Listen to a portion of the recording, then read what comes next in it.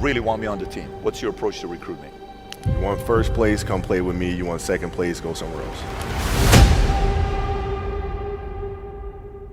Like, I would watch Magic play. I'd watch Michael play. And I would see them do these unbelievable things, and I'd say, you know, can I get to that level? I don't know, but let's find out.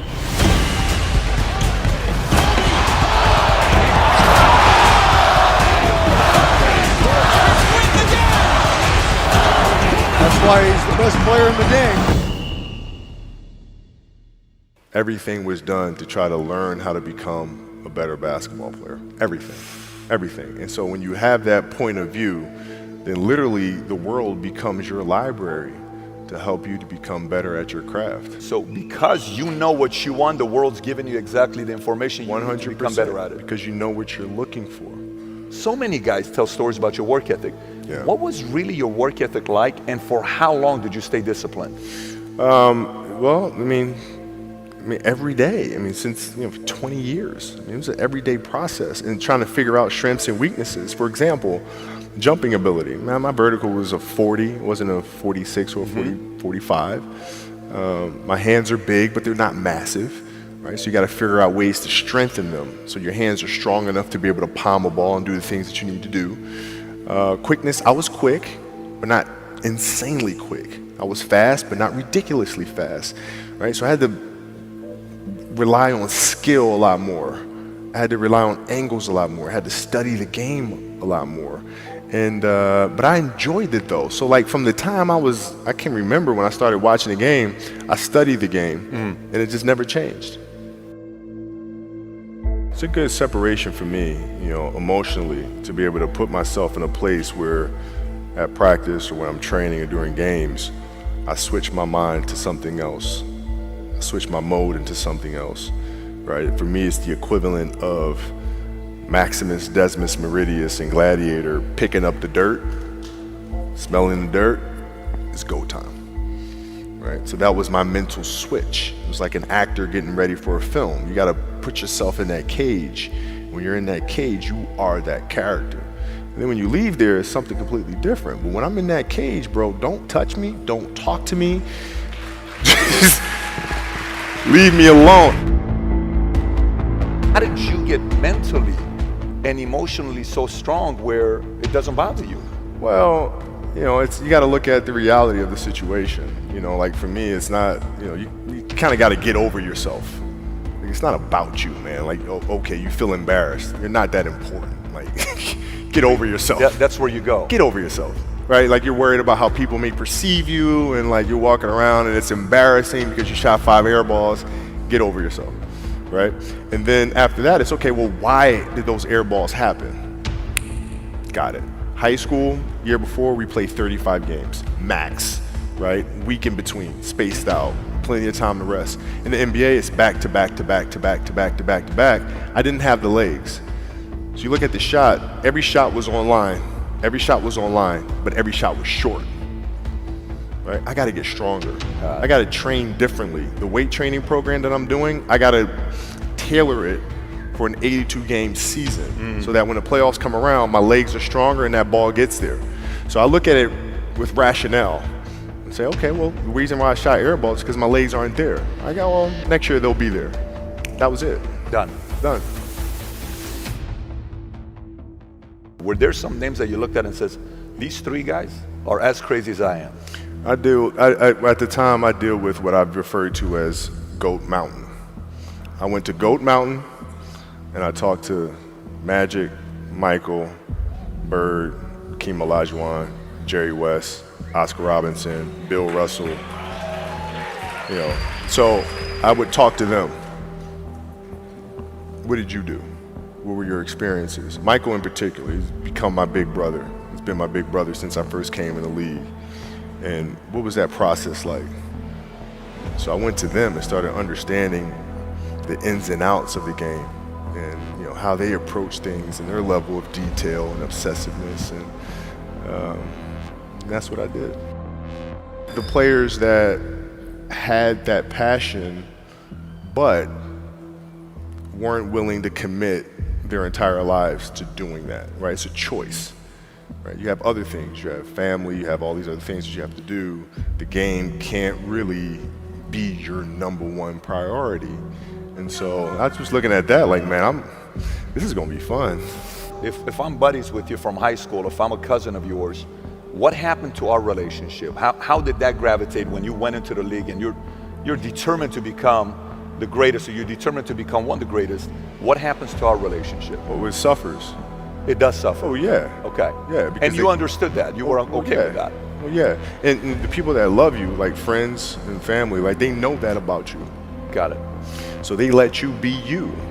And when you reconvene, you know, you pick back up where you left off. But make no mistake about it, everything in between is lost, right? So those long-term relationships, the commitment of time of,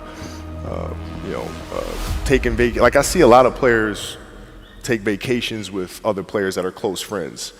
And they'll just take vacations just to take vacations, or just hang out just to hang out. Like I never did that. But Why it was a not choice. though? Why didn't you do that? Well, because when I retire, I didn't want to have to say, I wish I would have done more. I don't want that. You know, I don't want that. You know, you got a lot of people paying their hard-earned money to come watch you perform. Perform. It's your job to be in shape. It's your job to be strong enough to perform at that level every single night. And as a competitor, I'm not ducking shit. Like, it's not, oh my God, my back hurts, I'm sore, we got to play Vince Carter and Toronto Raptors tonight. We actually had this happen. We had a game against Toronto in 2000, and Vince was tearing the league up. My back was jacked. But like the perception of that, like what? Kobe's missing the game against Toronto and Vince Carter because my back was really spasming. But people will be like, what? Oh, he's ducking Vince. Excuse me? No, I don't think so. So I would be in the layup line like, okay, there's a lot of days where you can rest and recover. Today ain't one of them. Your back can bother you any other day. That shit ain't bothering me today. Wow. He gonna have to see me today. Yeah. Amen. Yeah. If you're looking at a big investments you got to make, what is the decision-making process there? Do you call? Is there first you do your own research? You take this much time. You call an advisor. Is there a system you follow? It's pretty simple for me. It's do you understand the business? Is it a business that you can help in some form or fashion? What are the barriers of entry to that business? And then the entrepreneurs themselves, the company itself, right? Do they have a culture that you believe is sustainable? Are these leaders people that you believe in? Are they people that are obsessives? And in turn, have they created a culture of obsessiveness? So I tend to look at those 4 factors, and that's it. That's big right there, by the way. I don't know if you guys caught that right there. That's pretty massive right there. Same determination. What's your current work schedule look like today?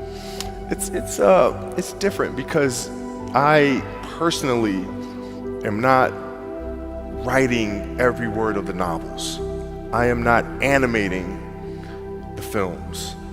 What I have to do now is make sure that the people that we bring in, these obsessives that we bring in, are challenging themselves to do the best job that they think they can do.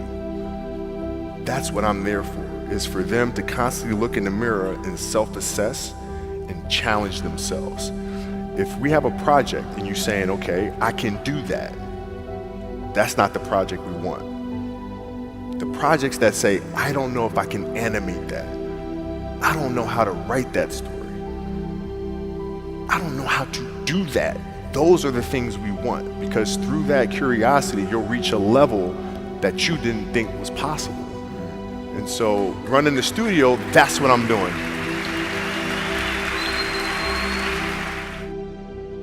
You're playing against the Golden State Warriors. Score is 107-109. You guys are close to getting into the playoffs. You know exactly what happens in the game. You go up, you're about to take your shot, and then all of a sudden, boom, Achilles happens, right?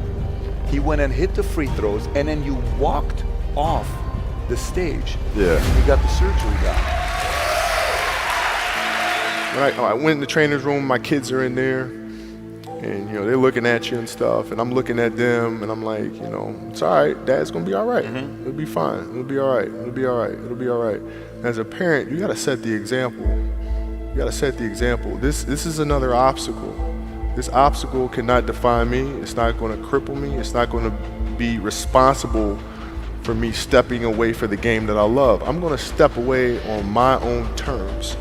And that's when the decision was made that, you know what, I'm doing it. I'm doing it. You're a freaking beast, bro. Yeah, hey.